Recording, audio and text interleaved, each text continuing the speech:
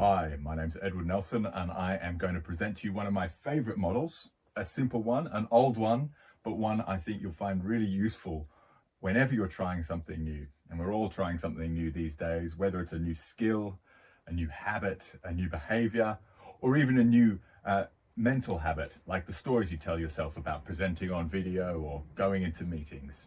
All of these things we can look at, take our old habits and build up new ones. In order to do so, we often go through these 4 steps to learning. So I'll introduce you to the 4 steps. I'll start by drawing the 4 steps as they come on our learning journey to building new and more helpful habits. So often we'll start at the bottom, and the bottom step is called unconscious incompetence, which means I'm not aware and I can't do it, right? Or otherwise known as ignorance is bliss. This is like when a child is sitting in the driver's seat of a car, hanging onto the steering wheel, honking the horn, flicking the windscreen wipers on and off, thinking he's driving. In the case of my son, can't even touch the pedals on the floor. Blissfully ignorant. Fast forward 10 years, and when they're 15 and they're first starting to sit down in a car to actually learn to drive, they can't even get it into gear and take off smoothly, and the clutch gives in and ding, ding, ding. They are conscious, but they're still incompetent. So all that's changed here is awareness. But we've gone from bliss to pain. And that doesn't necessarily mean physical pain, although if it's a new physical habit, it could do. But also mental pain and emotional pain like stress, anxiety, discomfort, annoyance, frustration. So those are things that happen around conscious incompetence. We're aware, but we can't do it. It doesn't take very long to move from this step to this step. And that's the first barrier that we face whenever we're learning something new. We go from things feeling good to things feeling less good.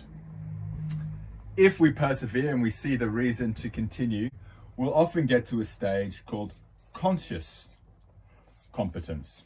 That is, we can do it, but we have to think about it.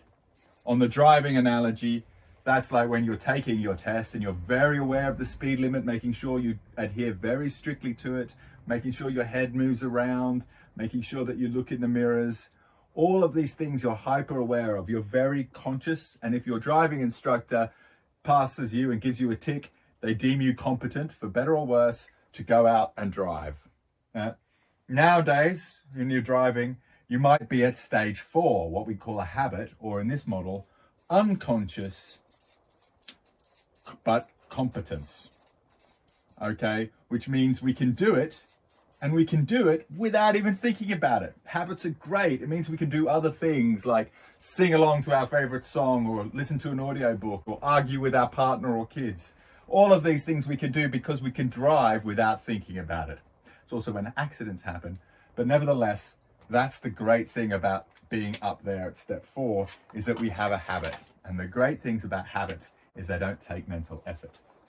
So at the top and the bottom, we actually go from bliss through pain to effort before we can get to a new habit.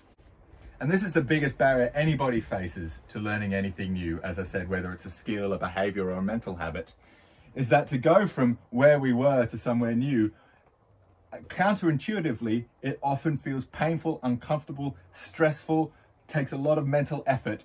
These 2 things are things that we often don't like and can create a bit of a barrier to us attaining a new habit.